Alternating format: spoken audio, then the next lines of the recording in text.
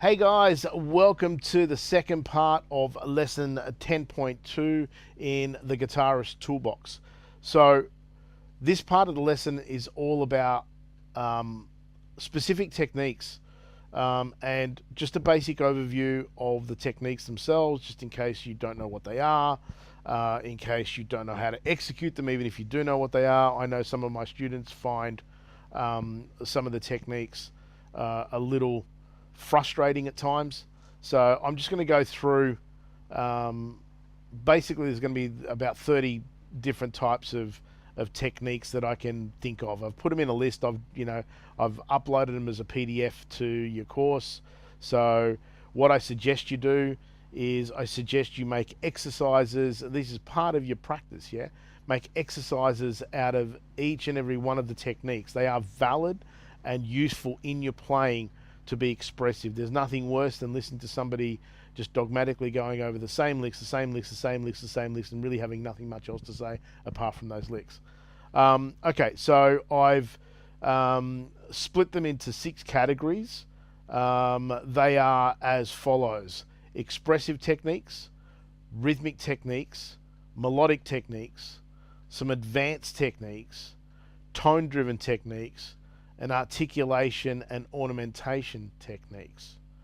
Okay, so let's go through the list of the first category of techniques, so expressive techniques. So in this category here, we have techniques such as bends, slides, vibratos, hammers and pulls, tapping, whammy bar dives, and harmonics. So number one, bending. Bending to me is your voice. It's how you articulate notes. It's a beautiful way of articulating notes. So when you hear somebody bend a note, that just does something to me. When you got some vibrato at the end of it, so there's another technique we'll talk about in a second, but it evokes emotion. I might just change my sound here. Hang on a sec.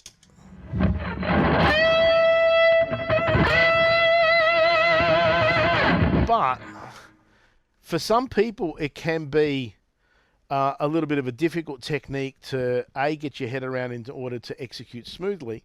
But also B, I think the biggest risk is the intonation. So getting your intonation right on the bending is ultra important.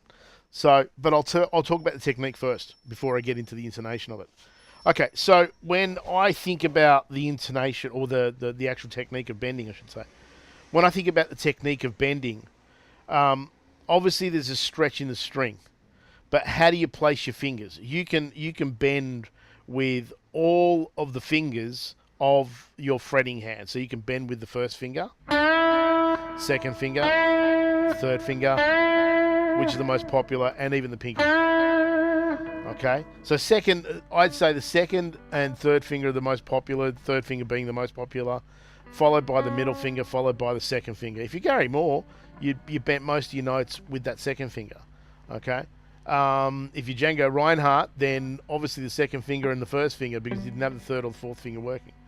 So, but I think one of the things that I get asked a lot is, Rob, how do I stop the ping off the strings surrounding the bending string? So what that actually means is that a person is actually bending a note, and they're getting a ping off the string above. So for instance, I could be bending the second string here, right? And as I bend up and try and release that bend, I'll get a ping off the open string above it, which is the third string. So for instance, that'll be something like this. I'm going to try and execute it and try and get that ping out of it. Like that.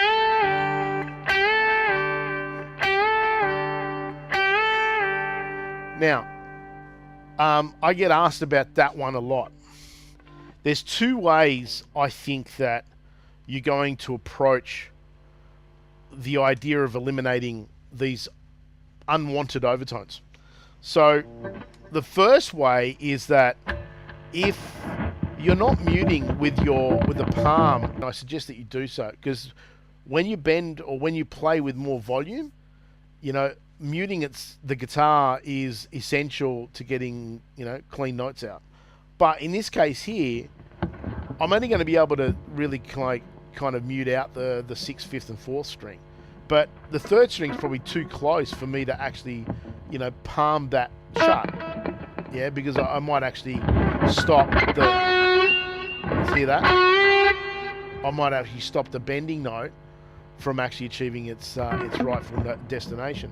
So what I'd want to do is use the second approach, which is something that I kind of naturally developed, and it was born out of the necessity to shut the instrument up so I could get a good bend note.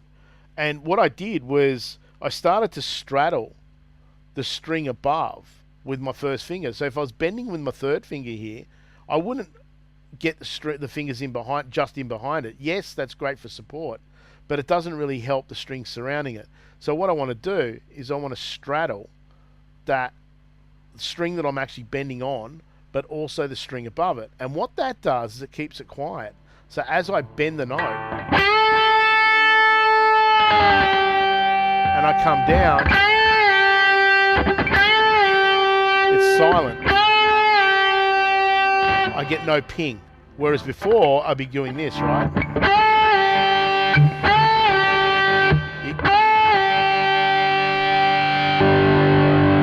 You're getting that double sound, which is really that note and that note. Okay? So you do everything in power to actually mute with the right hand on the bass strings that you're not playing, but then with your left hand, straddle the string that you're on with the string above it, and that should actually shut the instrument up.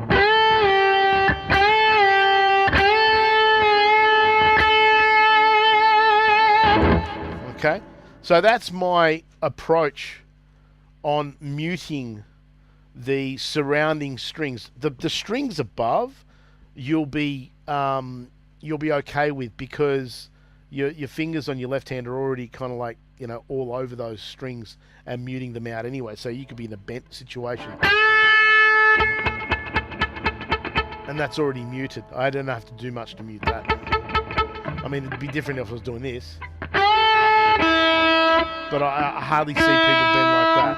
Yeah, so because one of the things with bending is getting your thumb over the top. So that's the next thing. So the technique of actually bending and getting the right intonation. So if you try and push with your fingers just up, you're fighting the tension of the strings, and eventually your fingers will lose, which will cause injury. Now, as you're well aware, the tendons in your fingers are very small, and they take a long time to heal. If you don't know this, they take a long time to heal, so please heed my warning on this. What I suggest you look at doing with bending is bending through the wrist. That larger joint makes you able to deviate the strings far more easily than you would if you're just pushing the strings with your fingers. So I see a lot of people doing this sort of action, which is to push, yeah, and eventually you're going to lose. All right, just repetition of that alone means you're going to lose. Sorry. So what I do, get my thumb over the top like this, okay, and I literally activate the wrist in a circular motion, like a pivotal motion, yeah. So I'm using that thumb as a lever, if you like, a fulcrum, yeah, leverage, and then I'm bending up through the wrist. And what I'm doing with the fingers is I'm just holding on tight, okay? The fingers are in the right place, so they're right in just behind the fret there, okay? And they're moving up alongside the fret. They're not coming back like this. They're moving up alongside the fret. But I'm using my wrist to push the string, to deviate the string out of the way, okay? Now, that, if you're used to pushing with your fingers, will feel weird, because I see a lot of the time people trying to bend the string and moving their wrist, but not deviating the string at all. And I don't know how you can actually do that without gripping the string. If you're not gripping the string, If the string's not in your control, there's no way you're going to deviate the string one way or the other, whether you're pushing it or whether you're using your wrist. So all of a sudden, we start talking about using the wrist instead.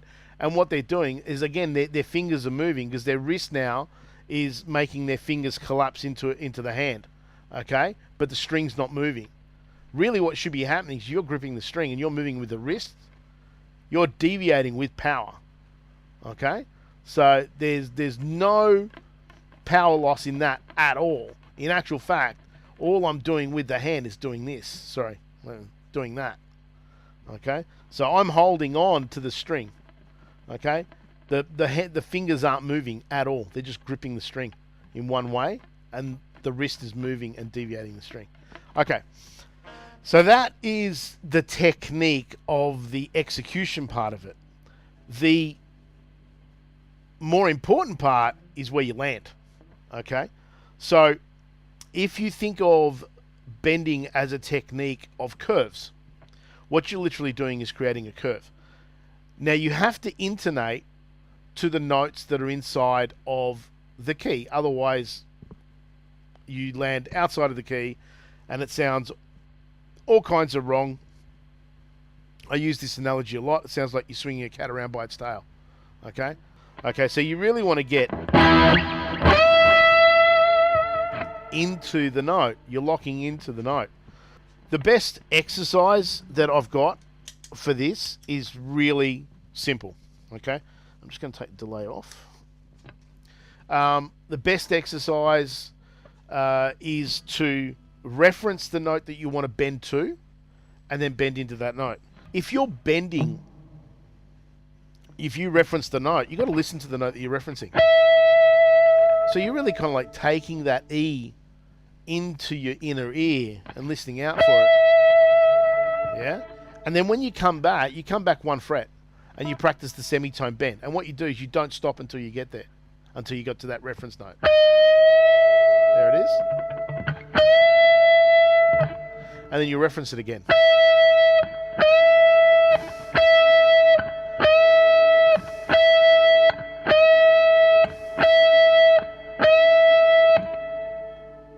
Now you might want to do different fingers with that.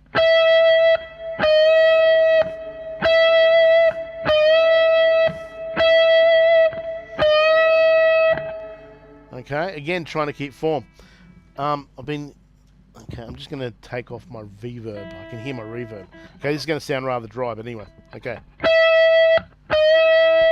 That way you get a better indication of where it is. Okay. So then I will move back from a semitone, I'll move back a whole tone. So I'll reference the note again.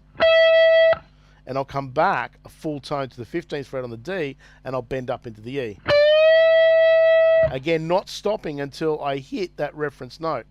It's probably better if you put a chord down, but rather than the single note. But anyway, so if you, again, you know, you bend that whole tone in, you reference the note, and then you bend the note in. Okay? Come back a minor third, do the same thing, come back 3 frets to the C sharp here.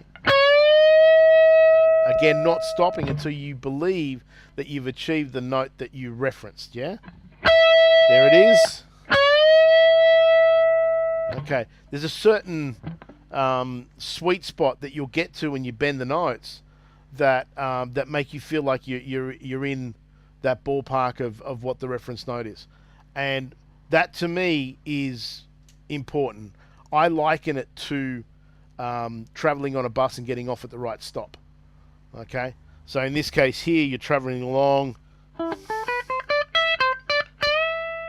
Yeah, you get off at the right stop. The right stop in this case is going to be E from D. Yeah? Okay?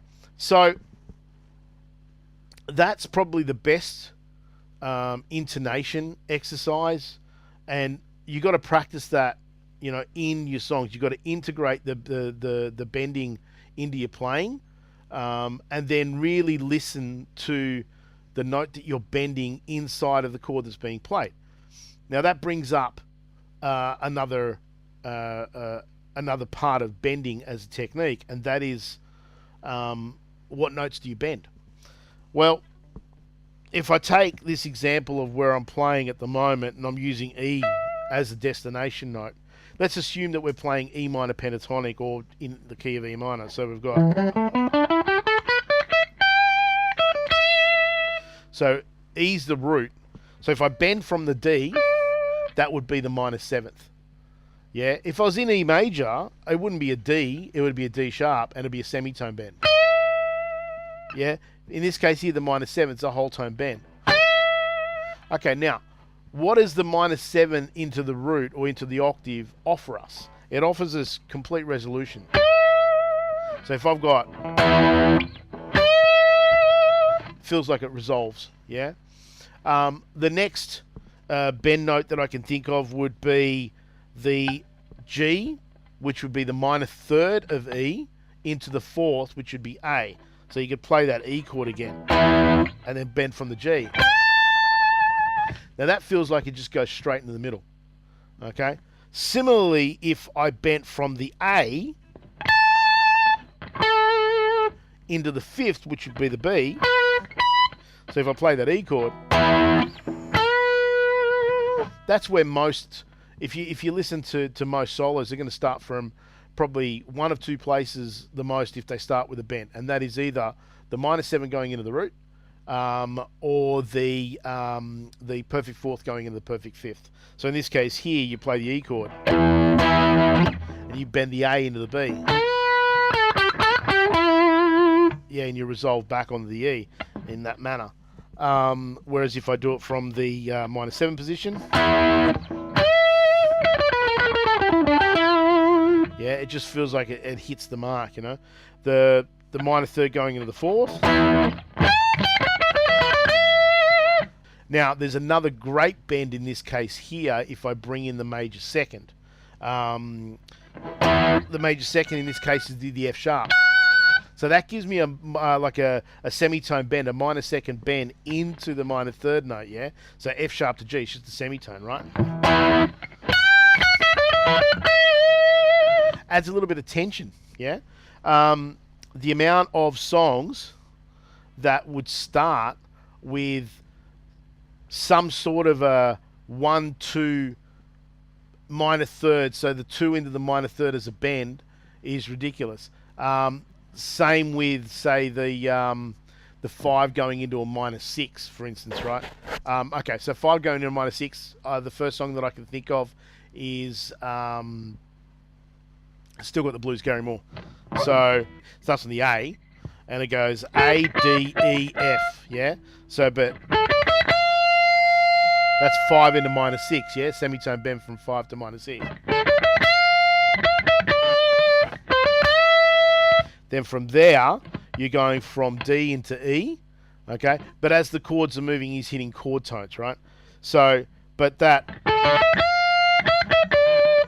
gets a lot of tension, that 2 to the minor, that 4 to the, 5 to the minor 6, going back down to the 4, yeah? Then I can think of A Night to Remember, which is Andy Timmons. B minor, this first section. So there it is there. You got the F sharp, which is the 5th, 1, which is the B, C sharp, which is the 2, and he bends into the D, which is the minor 3rd. Then he takes the E, which is the 4, bends it into the 5, and then comes back to the root. Then the 7th, the minor 7, which is the A, bends up to the root. Now he gets the let me see, the 5 going into the minor 6, which is the F sharp going to the G.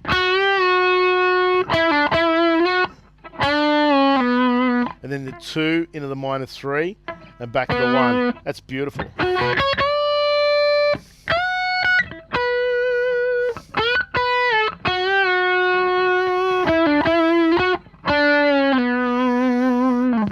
And the precision of the bending is what makes the melody. If I just played the notes, it'd sound so bland by comparison.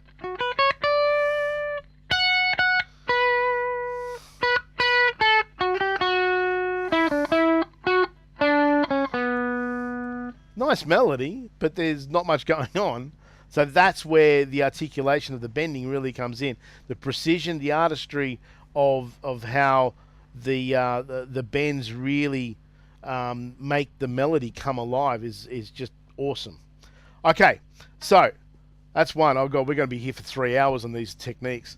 Hopefully not as much on some of them. Bending is a big one because I probably the first half a dozen are going to be big. Okay, so the next one is sliding. Okay, most people that I know, when they play, they slide only according to the position of the block. Okay, so if you're got E minor pentatonic, they'll slide, and that's it. Why not slide further? You get wider intervals. Okay, make the sliding meaningful.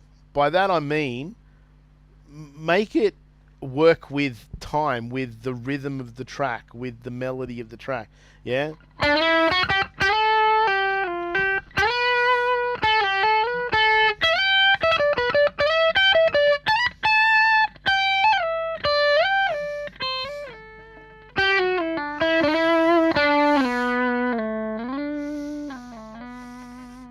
So it's just a case of exploring the technique and making melody out of it.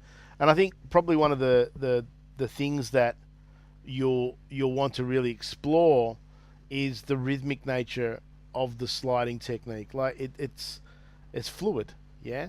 So it doesn't need to be lazy. It needs to be tight. And it needs to be meaningful. Okay. So do that with all fingers, all strings, all locations.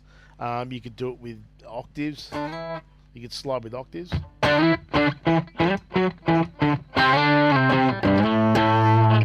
Adds a nice touch to it. Okay, vibrato, number 3. Vibrato to me is the soul of anyone's playing. That's your voice, yeah? So if bending really becomes how you speak, the vibrato really is the soul of what you're speaking about. So whether it's, you know, fast and rated or aggressively wide, or it's BB King kind of like a flutter, or it's a Steve Vai circular motion, which sounds like a buzzing bee because it feels like it oscillates in a weird kind of cadence. Either which way, it's the soul of the note. So in bending in particular, if you bend up and you establish the note and then you add some vibrato to it, it's like a human voice. There's some life-giving property to that. I love it so much. Don't overcook the vibrato. Maybe what I mean by that is don't always use vibrato in every single passage, every single note, because it'll sometimes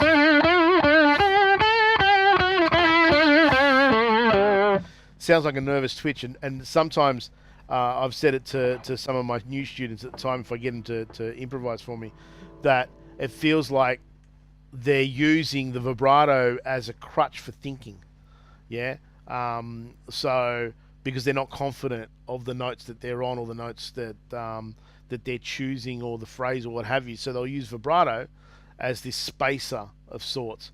But it does sound like you're nervous, okay? Like you got some sort of a tick. Okay, hammers and pulls. There are not many students that I've taught over the years that have started with me, and when we discuss the concept of hammer and pull, which leads into the legato kind of side of playing, that one person will immediately be adept at both.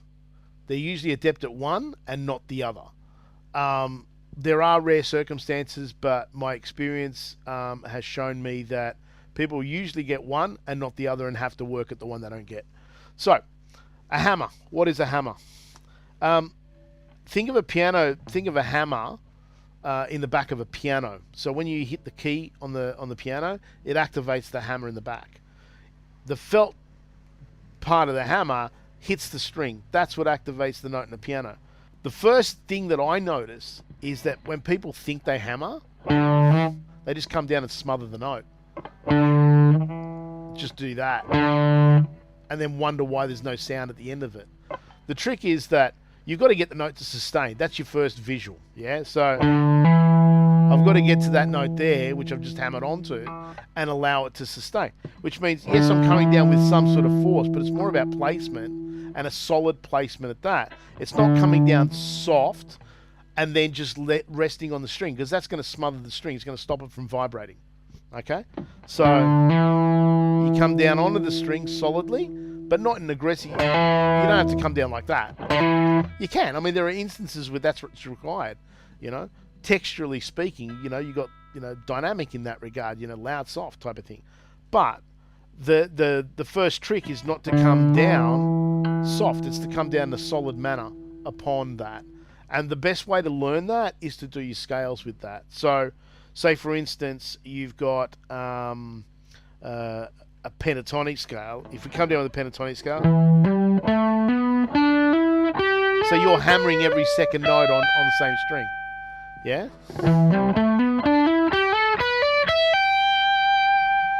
Okay. Now, if it was a diatonic scale, you'd often find that you're going to have, I mean, in the way that I teach diatonic scales, you're either going to have the cage system or the 3-note per string system. Let's use the 3-note per string system for an example here. If I play 3 notes,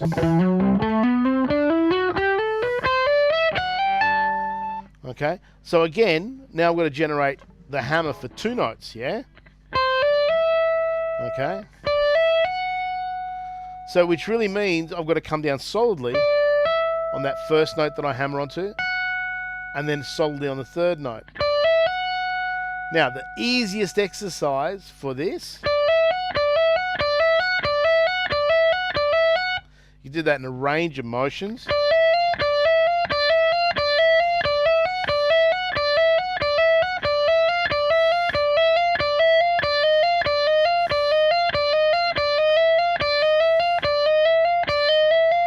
Yeah? So, and all you're really doing is you're generating the pick off the energy off the first note that you pick. And then you're hammering on every subsequent note, generating more energy every time you hammer on. Now that's going to take a while to get your to get it nice and smooth. What you want to make sure of is that you've got an even volume from pick note to hammered note. Okay, so you don't want a spike on the pick note and then, you know, really low volumes on the subsequent hammered notes. Okay, the opposite of the hammer-on is the pull-off. Okay. So again, this one is one that people struggle with sometimes. And that is, I think, the reason, because they don't understand the technique itself. So what is a pull-off? Most people, what they'll do is they'll pull off the note and just lift off the note. Now, if you just heard that, I pick the note, it's that volume. And as soon as I just lift my finger off the string, it goes down to about half that volume. Okay? And that is the problem. Not understanding the idea of pulling off. The idea of a pull-off is a plucked note. Now, there the note was even, and the reason being, I'll get this finger out of the way, is because I pulled down and away, and I'm keeping the string tight with this first finger here that I'm pulling down to. And the reason for that is I don't want the string to deviate. I want to create tension. So then that way, when I pull down here, it creates a pluck. Similar to down here on the nut, if I go like that. If I just pick that note there, the nut itself is holding the string at tension. Okay, so the string's not deviating. The problem that you got down here is if you don't hold on to this string here and you pull down and away, the string will go off the shoulder. So you end up with like that. It just doesn't sound any good, right? Obviously. Now you want to do that on each string. So you're descending. So the pull-off is the opposite of the hammer. Okay? So you can only descend with a pull-off note.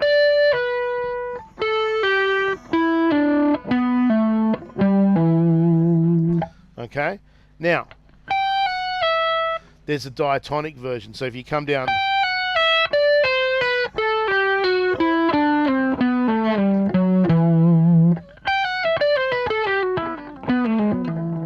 Okay? And what you're doing is, again, you're pulling off each note, right? Okay. exercise for pull-offs.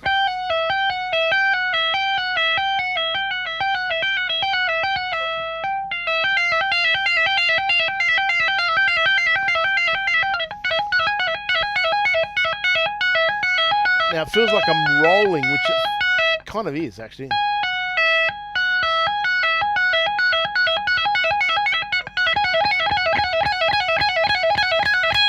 I can generate the energy for that first note, which is the higher note. I don't have to. Now, if I combine the hammer and the pull-off as an exercise, I can do a couple of things. I can go...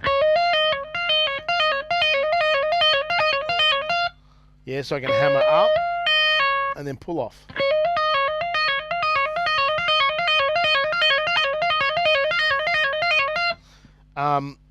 Takes some work, but you'll get it, okay? Remember that pattern. When I was a kid, that pattern was so awkward for me to get. I don't know why, but it was so awkward for me to get, so it took me a while. But yeah, or you can alternate between the outer fingers, so...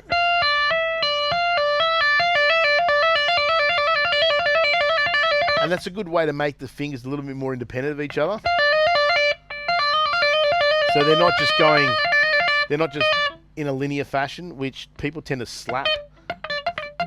They'll get one note out of the three that sounds really dodgy, like it's almost non-existent. So they might get the top one, and then not get the second one at all.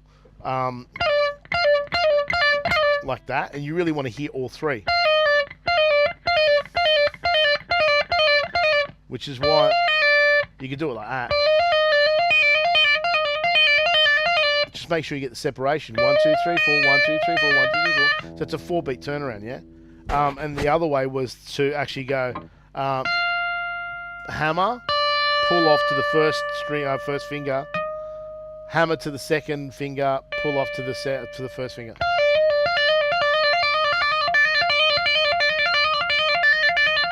That way you get a hammer and a pull off on each of the fingers, yeah? Thus strengthening the whole lot. Now, that becomes handy when you're doing long legato runs. We'll talk about that in a little bit later on.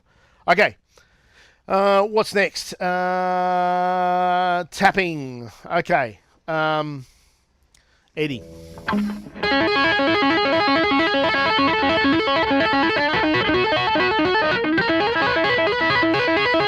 Oh, butchered that. Okay, so let me talk about tapping.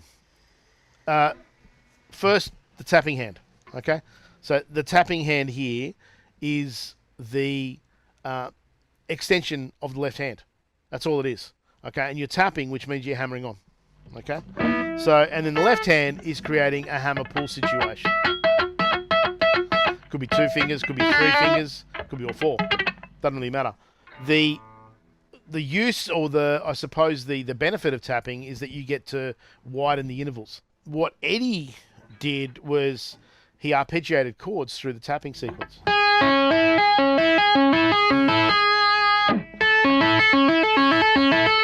mean, if you analyze that, that's an A chord.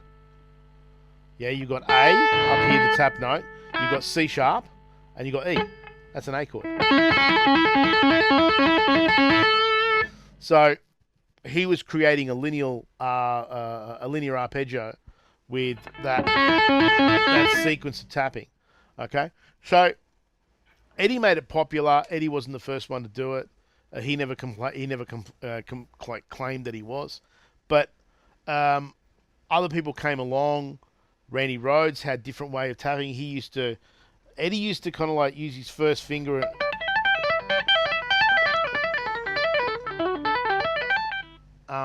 when he used to move across the strings. It was very much triplet type of style. Whereas when Randy Rhoads did it and Crazy Train, it was that double tap. So he would go...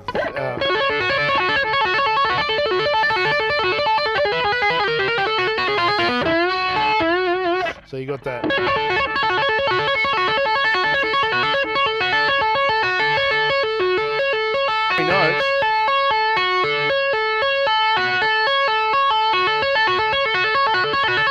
that. Randy Rhoads that. I mean, Eddie used to use stuff like that too.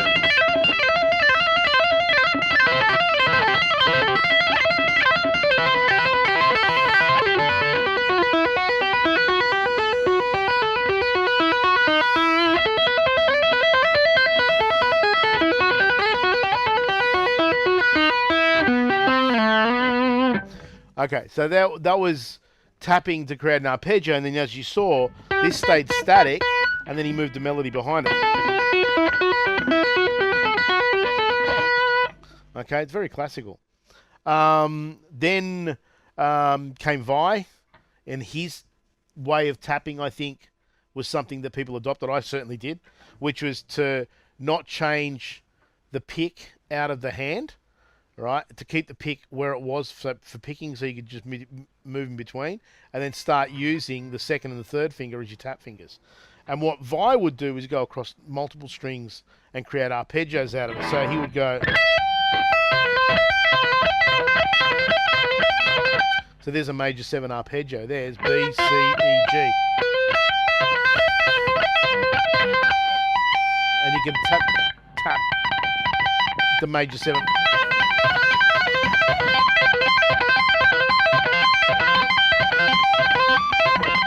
There's a C and a G there.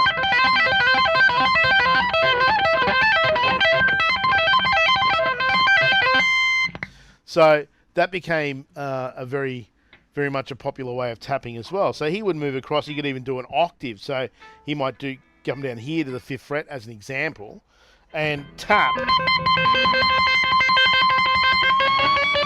the octave above his highest note here, yeah?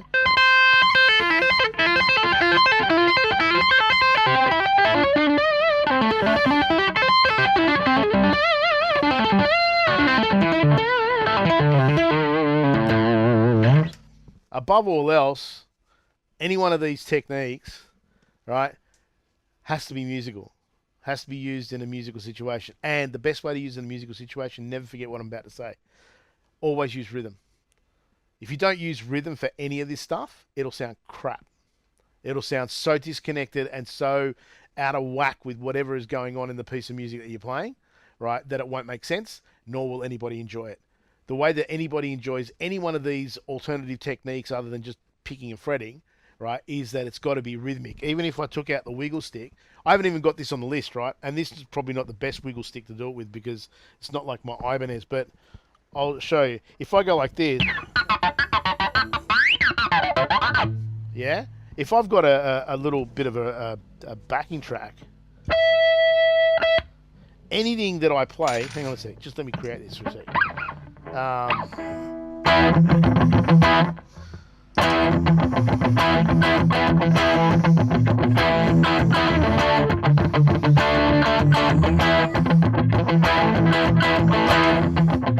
Okay, and the point that I was making is if I make this just a bar hitting the strings rhythmic,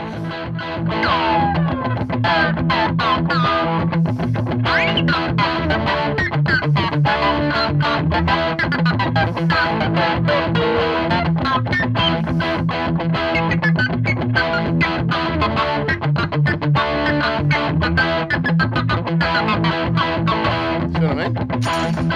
Okay, so using tapping and or any technique needs to be used rhythmically in order for it to be successful. Okay, so the next is harmonics.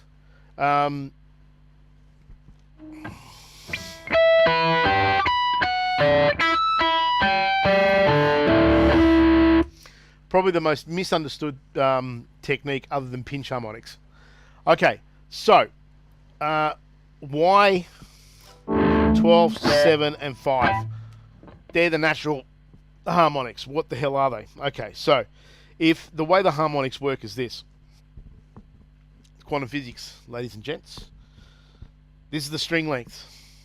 Yeah? You probably can't see it on the close-up, but you can probably see it on the long shot. So this is the string length from bridge, here, to nut, here. Okay? If I divide the string length in half, I get to the 12th fret. Okay, it's exactly 12th fret. Okay? which means that it should be double the octave, because what it does is it doubles the tension from here to here. Yeah? That's the octave of that note.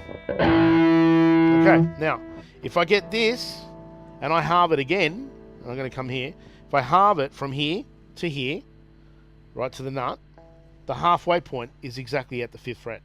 And so if I make a harmonic there, I get the next octave above. Now, we also get the 5th. That's the B. So, and then on the other side here, we get the major 3rd.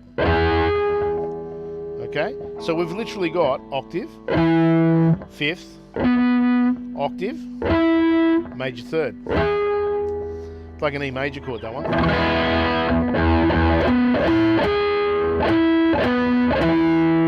And they're the natural harmonics on each string. So if I go to the A string, yeah, 1, 5, octave, major 3rd. That's an A chord. D chord. G chord. B chord. E chord. Okay, guess what though? That means that here, if I got the 24th fret here, which I've got, if you haven't got 24 frets, you can still do this. If you measure between the bridge and the 12th fret exactly halfway, it's like measuring from here to here, and you go to the 5th fret here. That distance there, if I went like that, that'd end up at the 12th fret. Oh, sorry, 24th fret. Okay, which means that is an octave of this, which means those two are exactly the same. Okay. Billy Idol's guitarist Steve Stevens started White Wedding. Started off the song by doing this. Great. Love it. Love the 80s. The 80s were brilliant. There were so many creative guitarists out there. These days, yeah, not so much. Trying to bring it back, man. I'm doing my best. Okay, so harmonics. Yeah, use them, make melody out of them.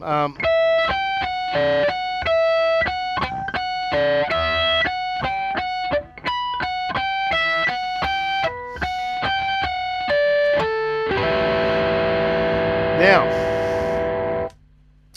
that is almost an hour of 6-7 techniques. Damn, I'm going to be here for 7 hours doing these techniques. Okay, next, rhythmic techniques. Ghost noting. Okay.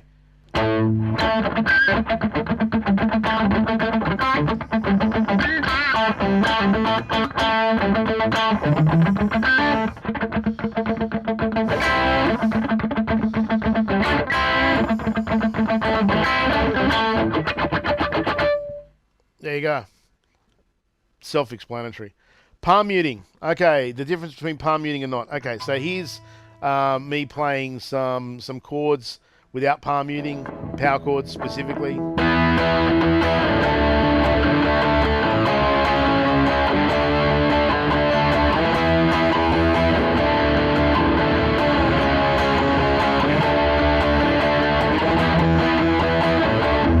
But I can't tighten it up. Palm muting is not just about blocking out the excessive overtones of strings that are ringing out that you don't want to ring out. It's also a very neat percussive kind of a tool. So if I place the palm, this part of my hand, yeah, on the bridge saddles, I get a dampening effect. It's not a muting effect, it's a dampening effect, but it's controllable, i.e. I can actually control the length of the tail. So I can experiment with that. So on that E chord, I was going.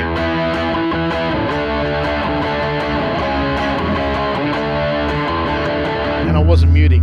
Now watch what happens when I mute it.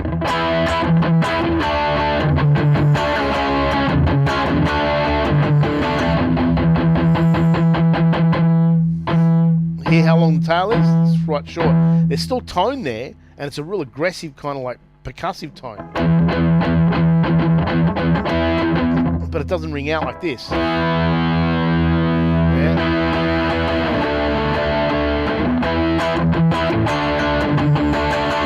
That for me is far more defined, just because. Okay, which leads us off, I suppose, to the next one, which was chugging, which I was just doing then. Yeah.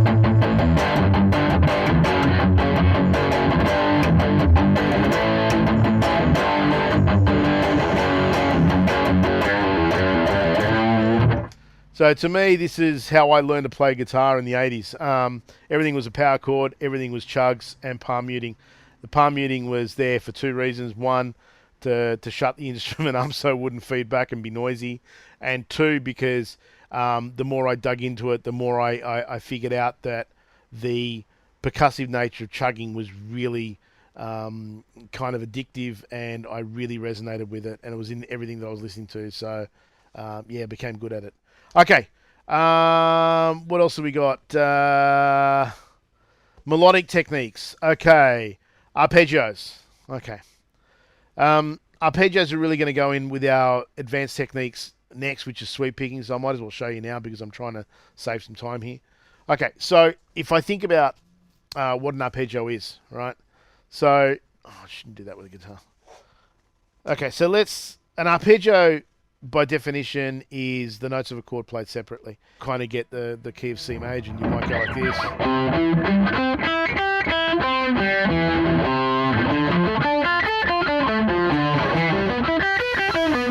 So you're going through an arpeggio of each of the chords in the diatonic scale or diatonic key of C major.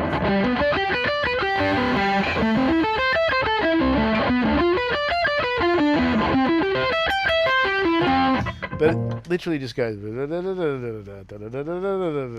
and that's not how to make music with it. I think you find accent points. I mean, a lot of people, you know,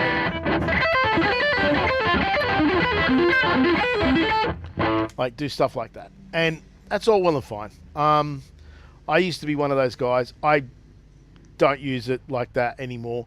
I'll use it as an accent point. Maybe I'll be off an A minor, something like that, and you know, I'll take a leaf out of Marty Friedman's book, actually, that I don't just go for the straight arpeggio. I'll put something else in there. So I'll do what he kind of does, which is that I'll land on a different note, which makes that an A minor 9. Yeah, rather than just go, which resolves it, just makes an A minor chord. Yeah? I don't want that, yeah?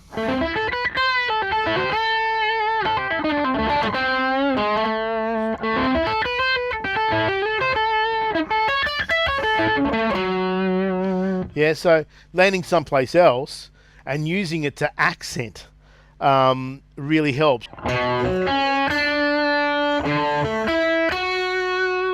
Yeah, so that's taking a pattern, yeah? So you got root 5, 2, minor 3, root 5, 2, major 3. Yeah, so you're actually arpeggiating a chord, but you're using the 1, 5, 2, 3 all the way through it, yeah? And that's off my song, The Nazca Lines, yeah?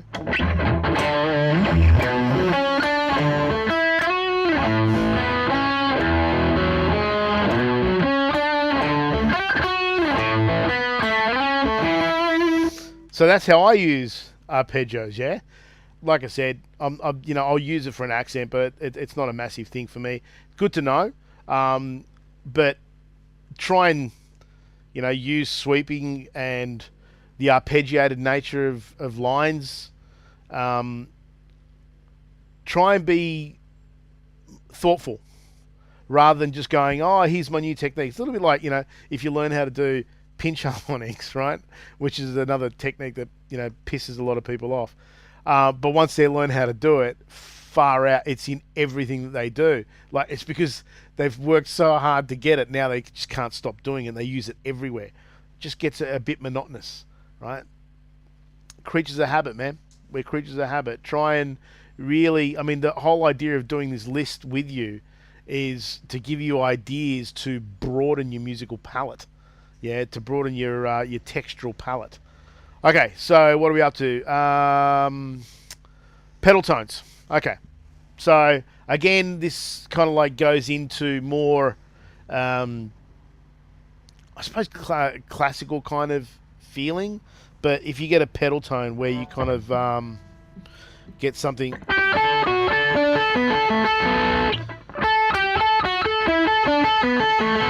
Oh, I know. Cliffs of Dover. There's the pedal tone, which is the G, right? And he'll hybrid pick with his first fingers. I'm killing two birds with one stone here. Yeah, and then pick the other note. But he's always pedaling off this G here. He comes down to the F sharp, then to the D, then he comes down to the C, up to the G, up to the D again, up to the E. My mistake, he goes down to the A. So there, that's a D chord. Yeah, with a G bass, yeah? And then he comes back up, going from a C chord on a G bass.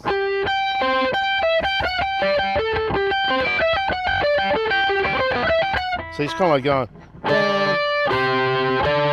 yeah.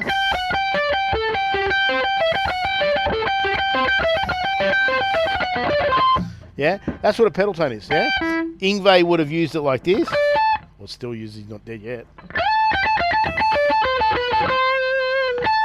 So there's the A that he's pedaling off.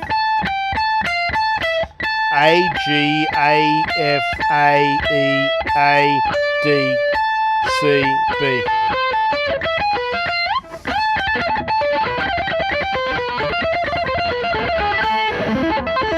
And an arpeggio to boot. Okay.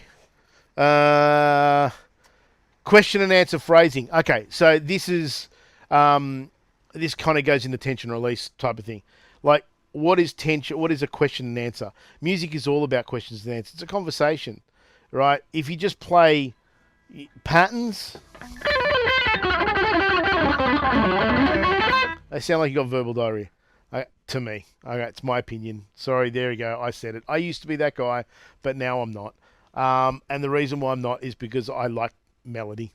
And melody is beautiful because it takes you into a particular direction. It poses questions. It gives you answers. So it's like having a conversation between two people. Example would be if I play a phrase and I go...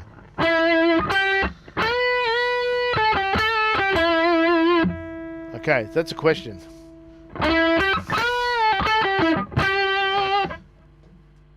kind of like it's a response, isn't it? It's another question about the same thing. And that's a response to it. Okay? So you'll find this in so many different songs. I'll go back to Still Got the Blues for a second. That's the question. That's the answer. That's the question. That's the answer. That's the question. Then there's a resolve. Yeah? Then he'll expand upon that. Yeah? So this is where we go into motivic development, which is one of our lessons as well. So it's a little variation, right?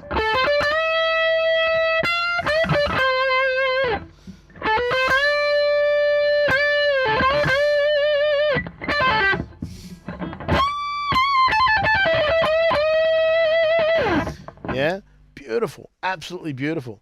Andy Timmons is a master of that. Joe Satriani's a master of that. Vi's a master of that. Rory Gallagher was a master of that. Jeff Beck was a master of that. Carlos Santana is a master of that. Peter Frampton's a master of that. I love the Humble Pie stuff with Peter Frampton. As much as I love Peter Frampton on his own, Frampton Comes Alive was one of my first live albums ever. But, yeah, Peter Frampton with Humble Pie. Wow. And who's the other guy? Steve Marriott. Yes. Question and answer phrasing. It's everything. Okay, string skipping. you get extended arpeggios with string skipping just by skipping on the strings, right? You don't have to do the sweeping part of it. You can get, like, say, a D major arpeggio and really, you know, highlight the second and the ninth out of, sorry, the second and the 11th out of it. As an example, yeah? So you got D, F sharp, G, which is the 4, 1, 3, 4, 5, then root, 2, 3. Yeah? Yeah? And all I've done is I've gone, that's on the 4th and 3rd, and then I skip over the 2nd string entirely, and then I go to the D.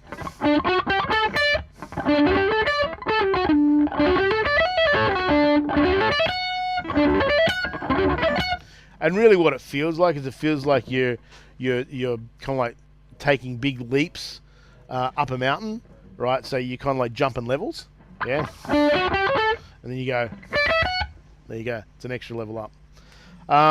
Okay, sweep picking I've already discussed, although no, I haven't really discussed it. So the idea of sweep picking is this, and it's not for everybody, but the technique is good to understand, all right? It is not, notice that my hand is making separate motion.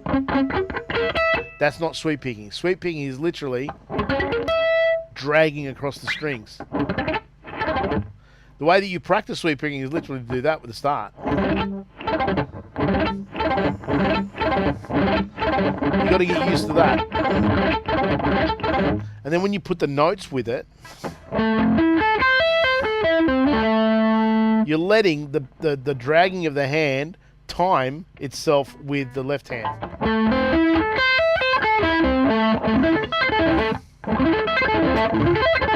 Okay, now you can do it over smaller sections, over a smaller number of strings.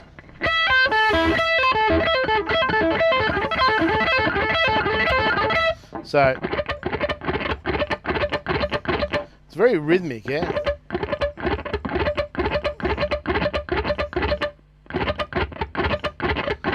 Yngwie Malmsteen has a song called Rising Force, and the solo to that, it's 2-string arpeggios, right? But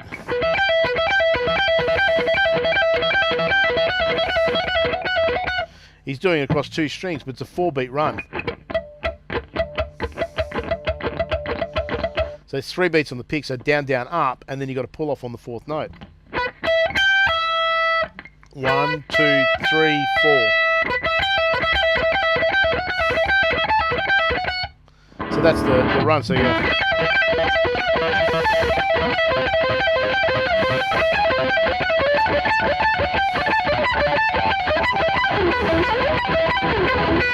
Yeah, that was very messy, but yeah, don't do that often these days. Okay, so the way to practice something like that would be,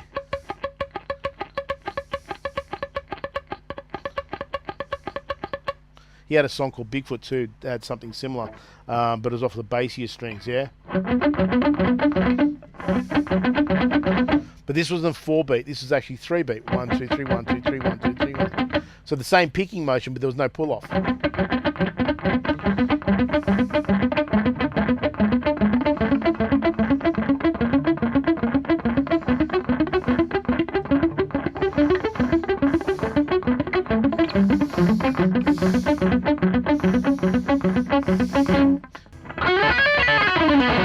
Something like that.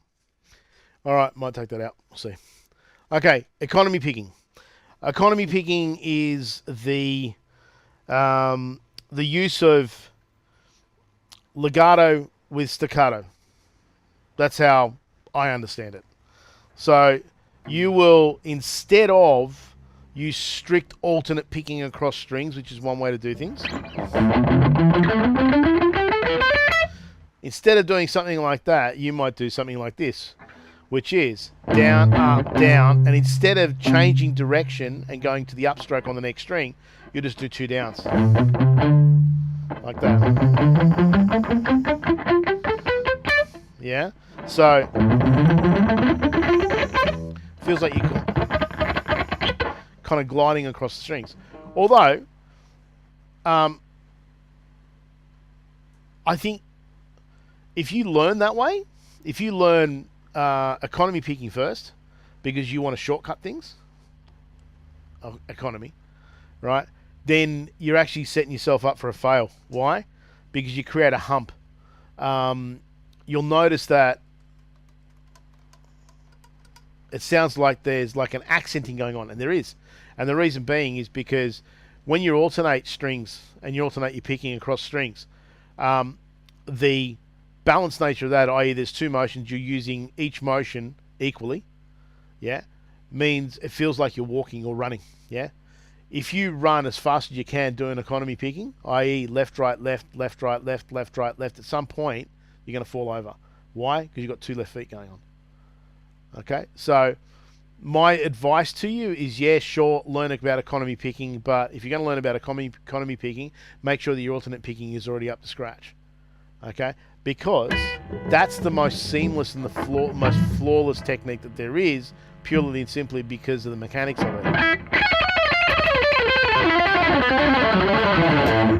By doing that, I can choose to do whatever I want. But if I've only learnt the economy picking, man, I'm screwed. I'm stuck. I promise you. I've seen it too many times. Okay. Legato with staccato. Okay, so as with hammers and pulls, you have legato and staccato. So what's legato? Legato is using slides, economy picking, hybrid picking, anything that sounds smoother than just picking. Yeah, so I think I picked half a dozen times. 5, 6, 7, 8. Yeah. Whereas if I actually picked every note, it'd sound like a machine gun. Okay. So the picking of every note is good. There's nothing wrong with it. It's just that it has a harder edge to it. And it's like that. It's jagged. Yeah? Because you're hearing the pick attack on every single note.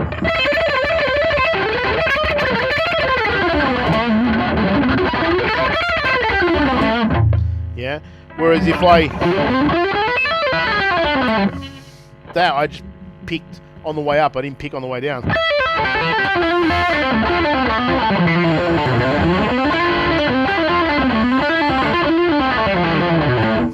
Excuse my sloppiness, but you get my drift. Okay. All right, we're down to the last 10. This is already an hour and 12 long. Tone-driven techniques. Okay, guess what the first one is? Everybody's piss-off technique. The pinch harmonic. Okay, what is it about the pinch harmonic that people don't get? You're not pinching the string. That's what you're not getting. You have to pinch the string. Now, how do you pinch the string? You don't grab the string like that and pinch it. What it is your pick and thumb striking the string at the same time. You pinch it because you look like you're creating a pinch, okay? And then what you do is you actually graze past the string after your pick attack with the side of your thumb, okay? It's pretty easy to do, actually. It's the hardest thing to show people, honestly. After all these years of teaching, it is the hardest thing to show people. But like I said, the addictive nature is that once a person gets it, for the next 6 months, they're putting it in everything. So they'll...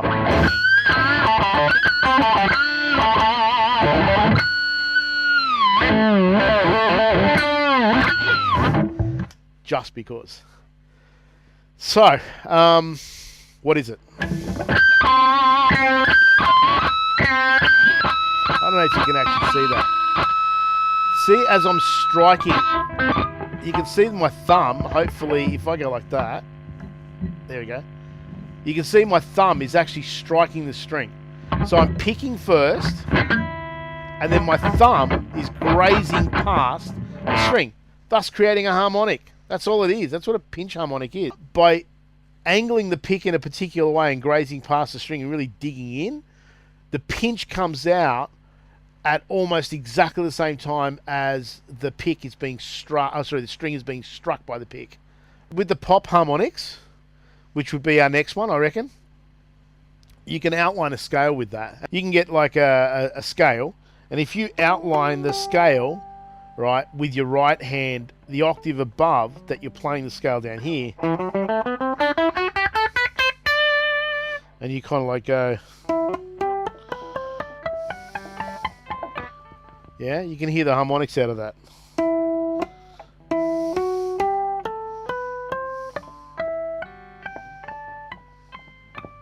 Yeah? Okay, they're pop harmonics. You can use them to great effect because you can quite easily make melody, because with the right hand, what the right hand is actually doing is outlining above, 12 frets above, what you're doing down here. Okay, volume swells. Okay, this is one of my favorites. I'll do it without delay first because I want to show you something. Okay, so what a volume swell is you hit the chord with the volume at 0. And then you swell up.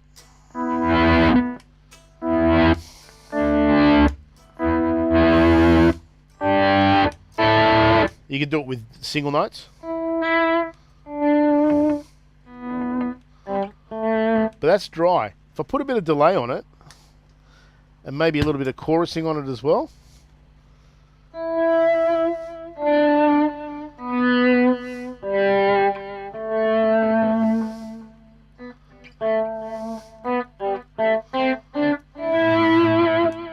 Now, I'm going to do something here, which is I'm going to raise the level of the delay quite significantly. And what I'm going to do is I'm going to create a violin kind of an effect. Been done by Eddie, called it Cathedrals, been done by Yngwie. And I do it more in the style of Yngwie, which is to use my pinky to roll on and off the volume knob. And what I'm doing is I'm striking the string in the 0 position and then swelling the volume with my pinky. So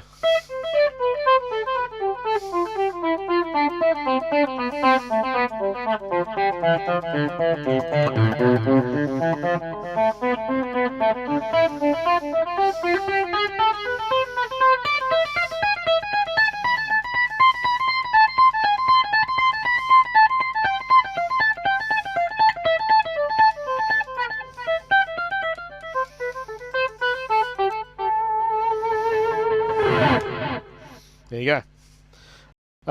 Pretty cool, eh? So the trick to that, I mean, you just gotta work it, right?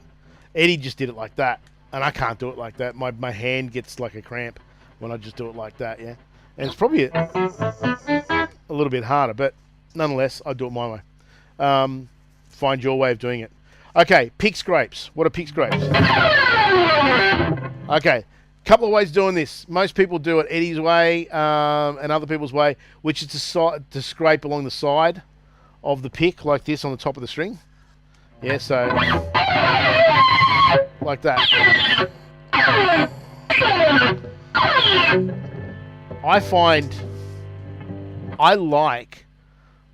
I'll tell you why I do it this way. I like the sound of the frets on the way through. It sounds like a ripping kind of a sound, yeah, real aggressive ripping sound. So what I do is this. Okay, it's a bit different to this.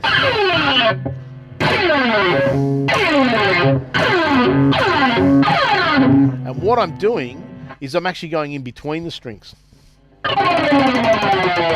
So you can actually hear the frets as I zip past. Yeah, it kind of gives it almost like a wormhole effect, like that. It's a lot more aggressive. Well, I say a lot more aggressive. I like the sound of it. Eddie used to use it like that. Yeah, I use it like it. Same diff. Find your own way. It does crap up your picks on the side. If it does, get some carpet on the carpet and just rub it on the side, or your jeans. Same sort of thing. And what it does, it'll take out the burrs. Do it on the carpet rather than your jeans, because your jeans will wear out quicker than your carpet will.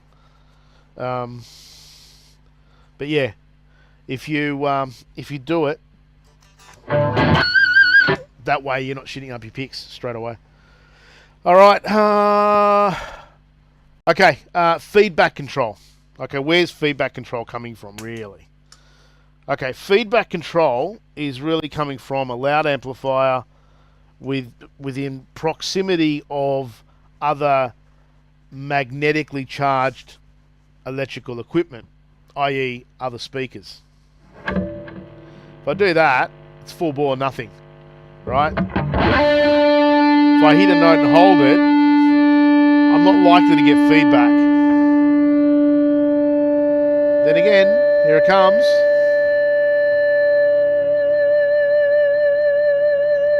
Now if I move around, I'm just going to swivel. Let's see if the sound changes. The sound changed. If I come back, it should be the same again. It's starting to come back again. There it is.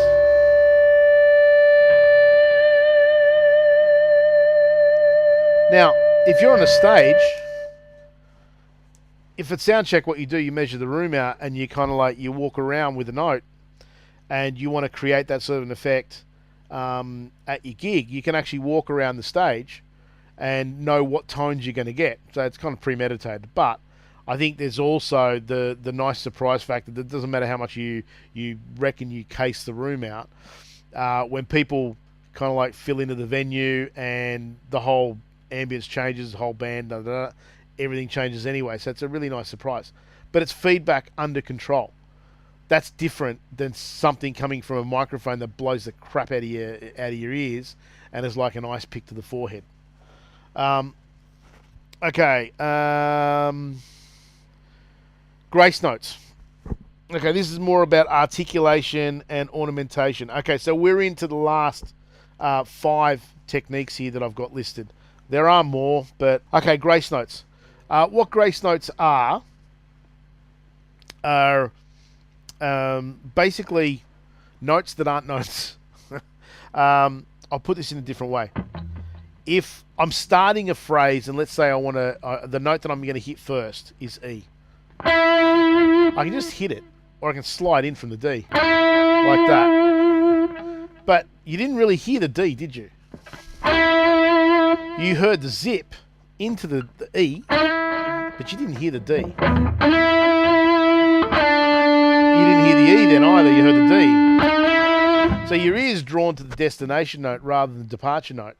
And the reason being is I'm really not paying any attention or paying that much value to the departure note other than it's the departure location. Yeah. So if I do it from a longer, from further away, it would sound more like I've slid up into that note because it's going to take more time to get to the destination note. But if I'm just behind it by a semitone or a whole tone,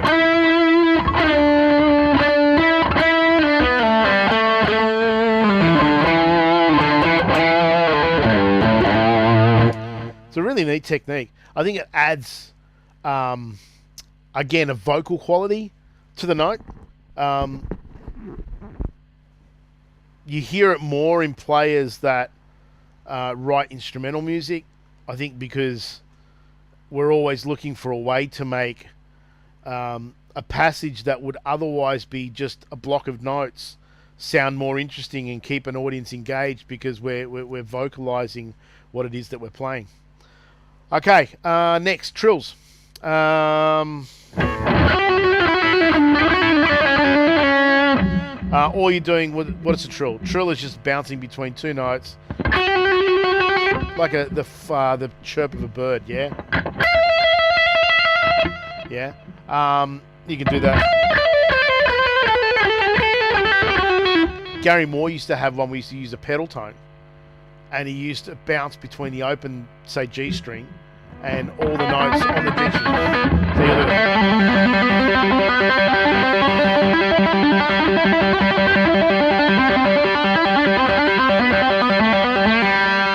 yeah, that was his thing.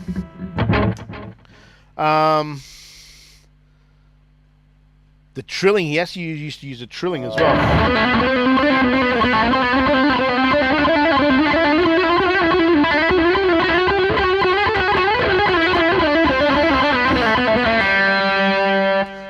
That kind of a way.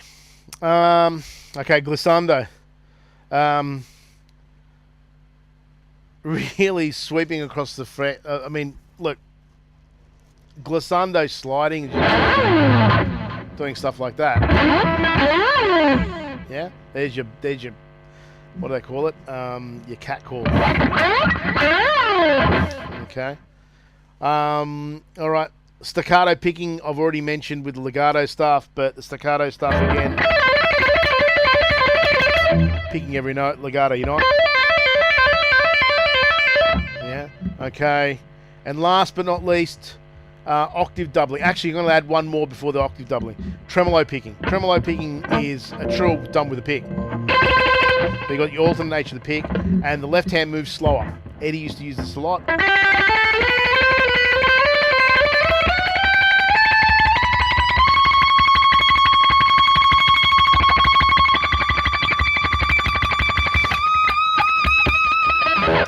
Yeah, so he used to use that a lot. Okay, so the octave doubling.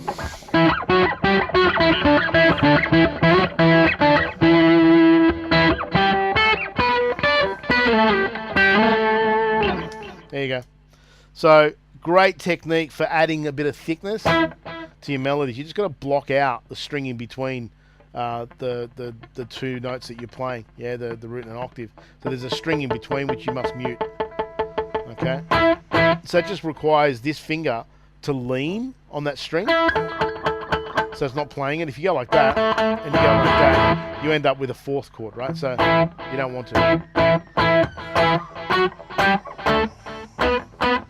Remember that it's 2 and 2 on the 6th and the 5th string. When you get to the 4th and 3rd string, it's 3 and 2. Oh, there we go. It's again going back to our learning the notes and how they all lay out. Okay, there you have it. That is 30 of the most popular techniques that I would use, and I'm sure there's more that I've missed, but hey, you know what? I've been on here for an hour and a half, and I'm sure you will absolutely, this will probably get whittled down to a little bit under an hour maybe, but we'll see. In any case, it's given you a much better idea of a whole bunch of techniques that you can use to enhance your solos, your playing, your melody playing, your rhythmic playing, whatever. It's just like it's opening up your idea of what the guitar can do. It's one of the most versatile instruments ever invented. I think I said that at the start of this. But it surely is, you know. Look, take a piano player. Poor buggers, we've been tormenting them for 100 years or more with what we can do on the guitar with what they can't do on a piano.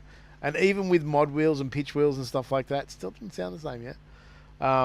Although Derek Sherinian, I'm sure, would tell me that I'm wrong. But Derek knows this. He's my favourite guitar playing keyboardist. He's a guitarist stuck in a keyboardist body. But anyway, enough about that later. I'll catch you on the other one. This is Rob from Alien Guitar Secrets. See you in the next one.